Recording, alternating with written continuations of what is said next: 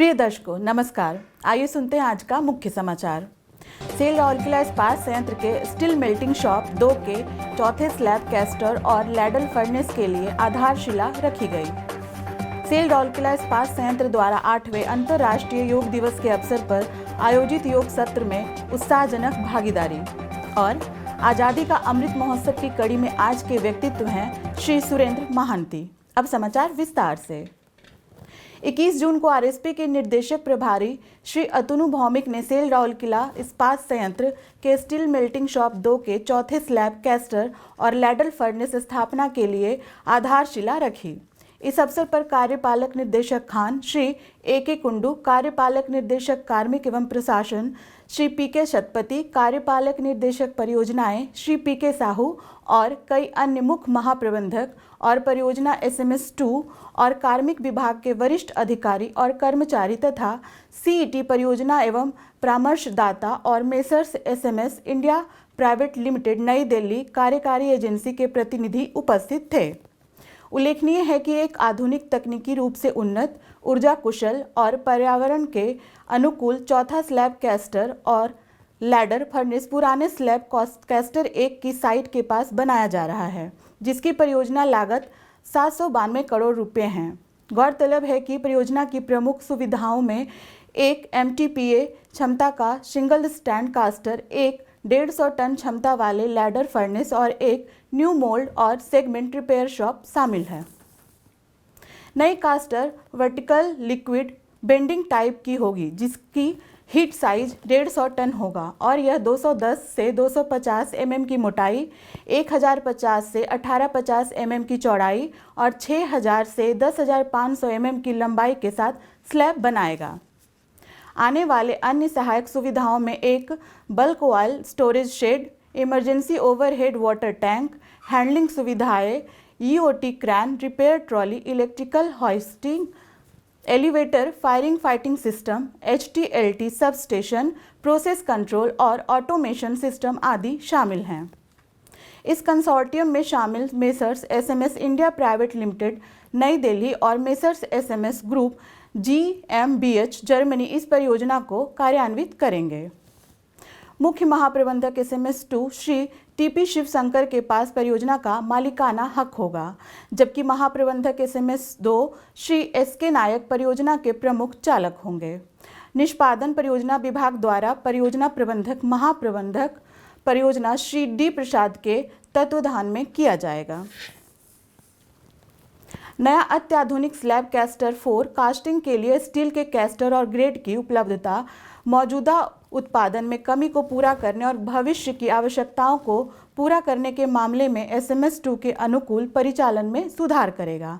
Caster वाणिज्य और मूल्य वर्धित स्टील ग्रेड जैसे API, तेल और गैस पाइप, बॉयलर गुणवत्ता, बॉयलर प्लेट, सेल संरचित ऑटो घटक, WTCR, HT, HSLA, SAIL MC, SAIL clutch plate, LPG cylinder, copper bearing steel, SAIL core, CRNO, electrical steel आदि का उत्पादन करने में सक्षम होगा।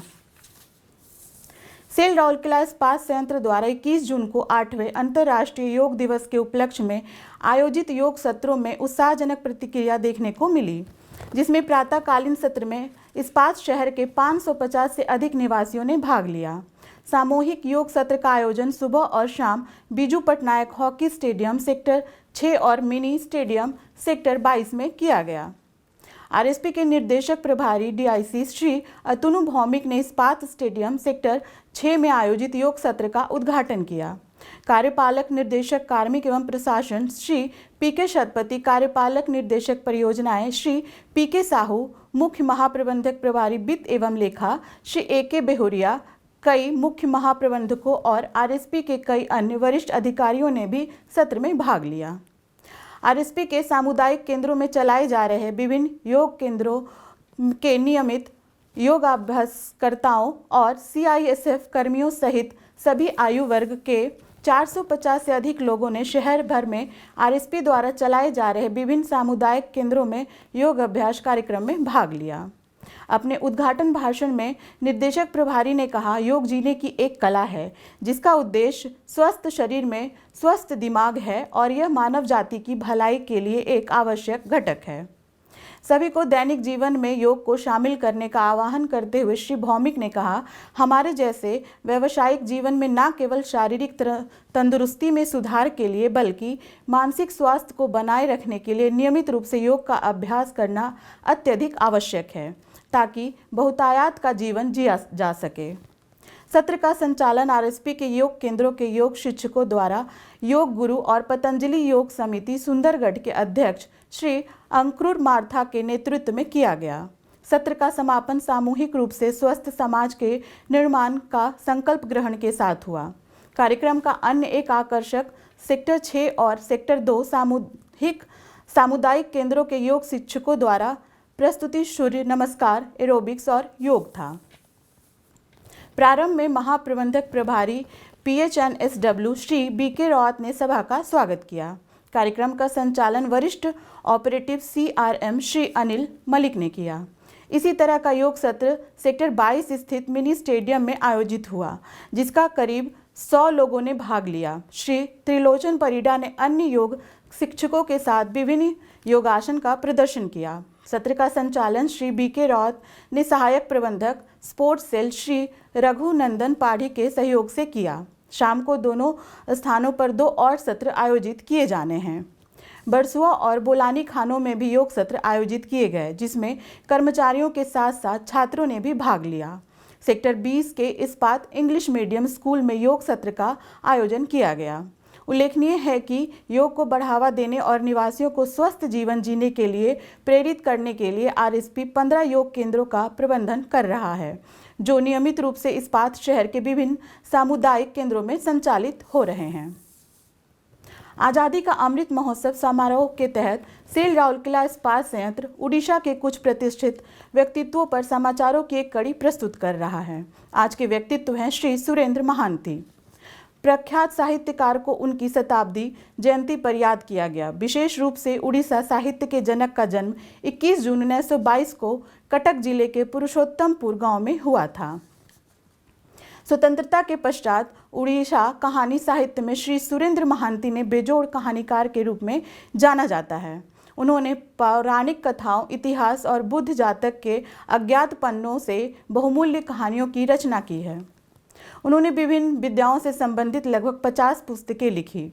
उनकी प्रसिद्ध पुस्तकें महानगरीय रात्रि, मराड़ मृत्यु, अंध दिगंत और महानिर्वाणा हैं। यदुवंश ओ अन्यायन गल्प, राजधानी ओ अन्यायन गल्प, राजधानी और अन्य कहानियाँ, कृष्णचूड़ा और रूटी ओ चंद्रा उनकी प्रसिद्ध लघु कथाएँ हैं। वे वर्ष 1981 से 87 तक उड़ीसा साहित्य अकादमी के अध्यक्ष रहे। उन्हें 1969 में उनकी रचना नील शैल के लिए केंद्र साहित्य अकादमी पुरस्कार मिला। उन्हें 1957 में सबुज पत्र ओ धूसर गुलाब और 1987 में पंथ ओ पृथ्वी के लिए उड़ीसा साहित्य अकादमी पुरस्कार मिला। वर्ष 1980 में उन्हें उनकी पुस्तक कुलवृद्ध के लिए सरला पुरस्कार मिला। उन्होंने 21 दिसंबर 1990 को अपनी अंतिम सांस ली। आज के हिंदी समाचार में बस इतना ही। नमस्कार।